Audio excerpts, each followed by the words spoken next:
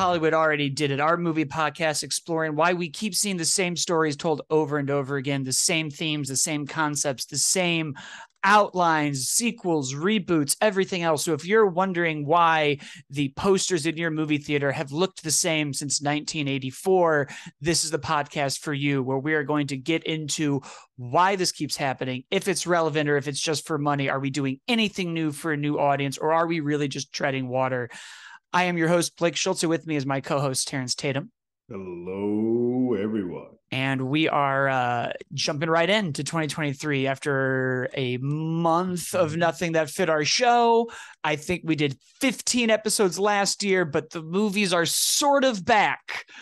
They will be mostly back in March, but as of February 19th, there has been one giant tentpole. Knock at the Cabin came out. I don't even remember, was at the top of January anymore. It's all a haze.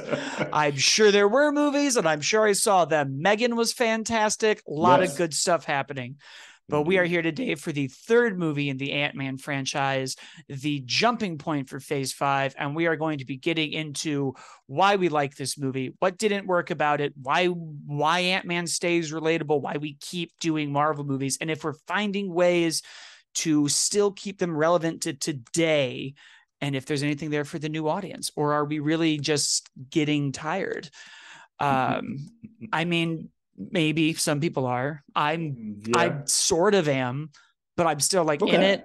I'm tired the way that you get tired of like the local restaurant near you, but it's good and you're going to keep going. But every now and then you're like, man, I really wish there was like an R-rated version of this restaurant. One new dish. Or like something more tangible like Spider-Man 2 in 2004.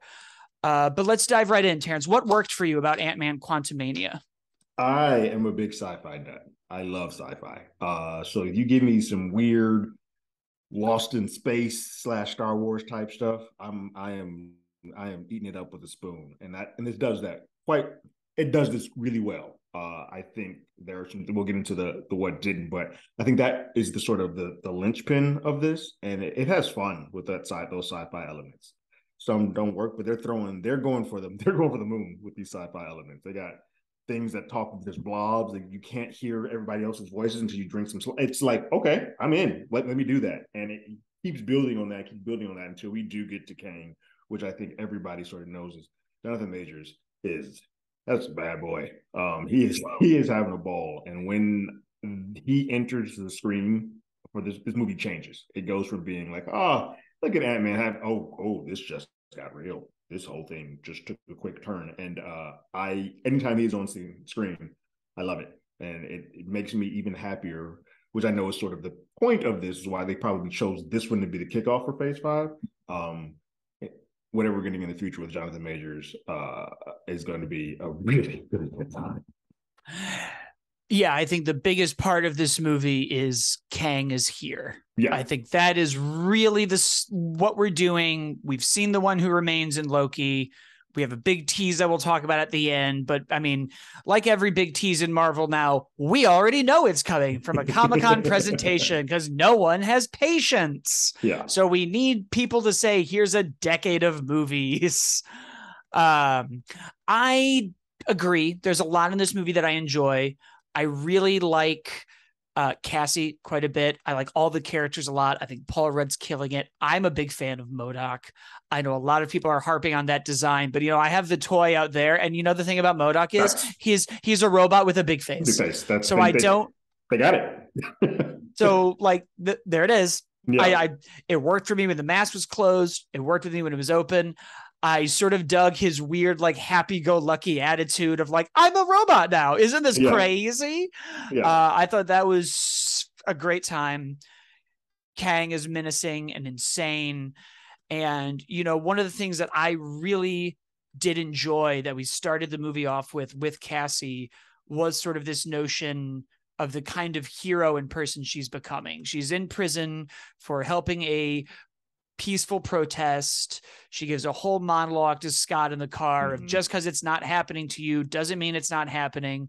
You got lazy and are writing books. You're just telling everyone you're an Avenger. There's still so many things that need to happen and so many things that need to work.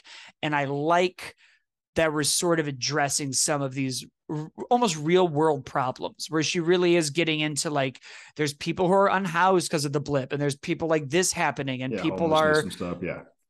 and it's like, great, we don't really have a superhero who's like, but what about the unhoused population? It's also interesting because that's kind of how the world is. The younger folks, the younger population are concerned about other people and their other feelings. There's a little bit more, a lot more empathy that happens with young folks. And she's like, hey, yeah, yeah, you saved the world. That's cool. We wouldn't be here. You saved me.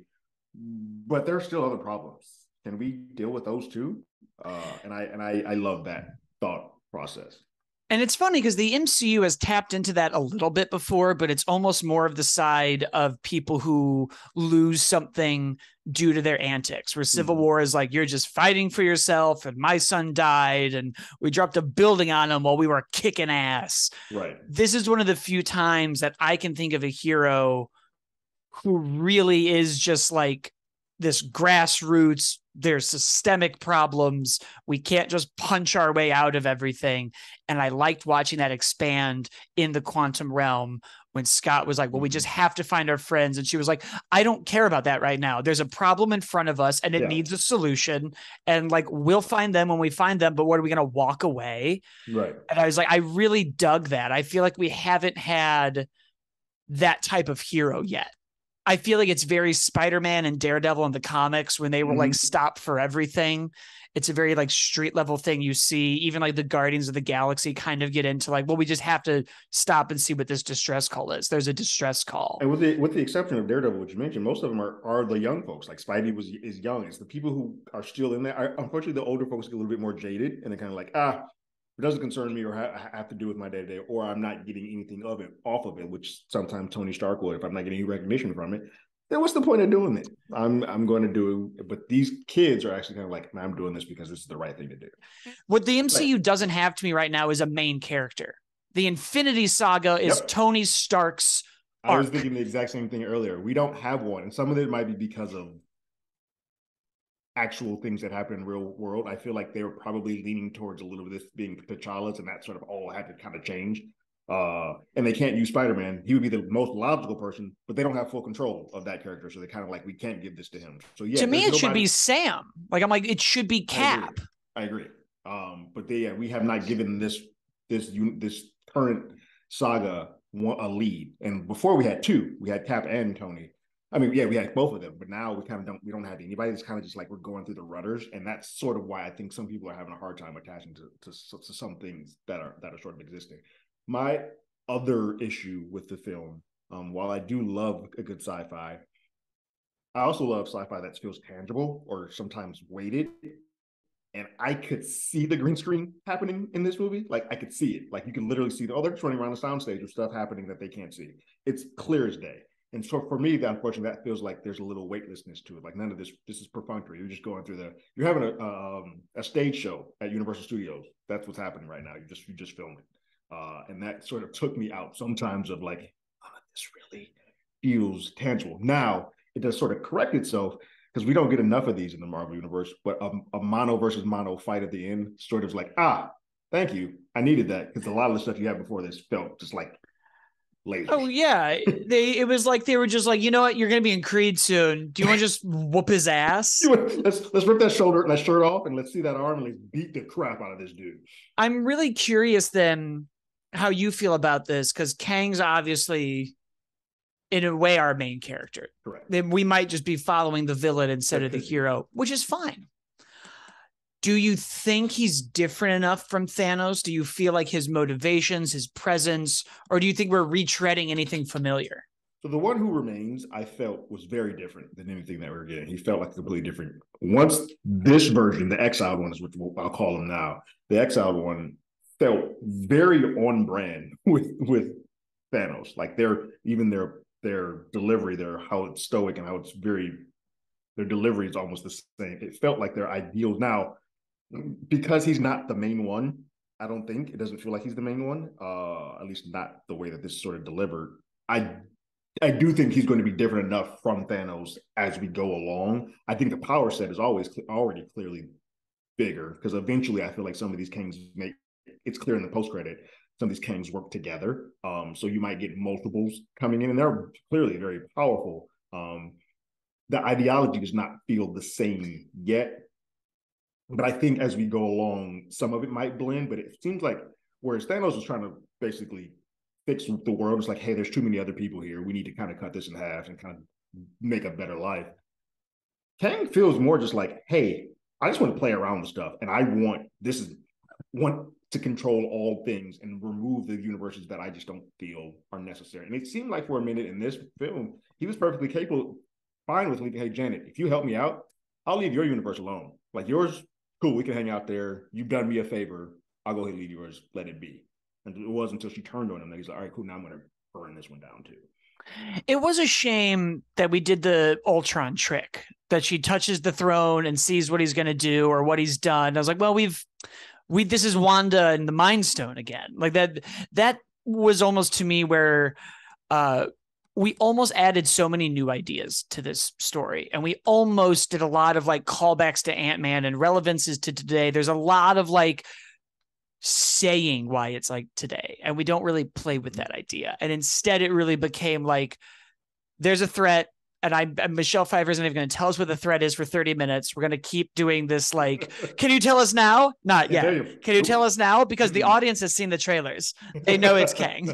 It's all we're talking about outside of this. We need like a Deadpool meta, like a She-Hulk character to be like, just tell us, because everybody who's watching knows. Yeah. Just tell us, get along, get to it. And then like it sort of felt very Rise of Skywalker-y. We're gonna broadcast the signal to anyone who can help. And I was like, well, we did this. And the texture, the literal visuals of it to me felt very similar to Ragnarok and Guardians, and similar to the problem they were having when they were like, everything's in New York and it all looks like New York. I'm now like, but everything that's not Earth, all cosmic it stuff, all starts to feel very similar. And I don't know how better to explain this other than like, I'll use The Legend of Zelda and Star Wars. The Forest Temple is the Forest Temple, and there are grass people, and the Fire Temple is the Fire Temple, and that's where the fire people are. And this movie to me was like, you're going to get one of everybody, and there is no semblance of culture, of who's there. Even like the place with the living buildings was like, this dude kind of looks like the Orb from the comics, but we're not going to address it. He's got a big like mechanical eye, and she's the leader of the Resistance, and there's this like dude made of goo, and all of these people cohabitate with a telepath. And I was like, this doesn't feel like a place that, this is like an island. Even their cantina where Bill Murray or whatnot shows up, it feels exactly like everything else. It just happens to be he's there. Like there is no real difference of islands or parts of this quantum realm. It's all one big thing. So I get that. Yeah. I think it's because it just doesn't feel lived in. I think that's the word for it. It doesn't feel lived in. I think Guardians and James Gunn do a much better job. While it is still sci-fi, I think he uses a lot of practical things when he can there to kind of fill in the rest. And it feels like a more lived in world. Where both Ragnarok, Love and Thunder, and this, when they get in their sci-fi stuff, you're just like, this is a CG fest. Like you're on a green screen. I can tell. This has been Ant-Man and the Wasp: Quantumania with Hollywood Already Did It. We're going to be gone, I think, because Cocaine Bear doesn't fit. And then that's it for February. But then March is going to heat up. We've got Scream, Dungeons and Dragons, Creed, and there's something else big in there that I'm forgetting. But there's a lot. And then April is Mario. And then we're in the summer. And then we will be here for eternity once again. Yeah. Hopefully with you as well. So of course, wherever you're on it, follow, subscribe, leave a review, leave a comment. I'm on Twitter at As Always Blake. Terrence is at Terrence Tatum, and Hollywood ADI is our Twitter, and Hollywood Already Did It is probably where you'll find us across everything else: TikTok, Facebook, Instagram, all of them, YouTube. And that's it. We're in it. A whole new year of movies. And Terrence has a lot more on our YouTube channel also. Trailer reactions, other movies, show reviews, everything we don't do here. And yeah, that's it. That's everything we got. Happy 2023 on this February 19th. Good to see you. Right? Like it's so funny having this be like, and we're back. In a month and a half. A month late. Nothing happened in January. Yeah. A lot of planets were in weird alignments, and there weren't movies that fit anything. And that's it. We'll see everybody next time. Later.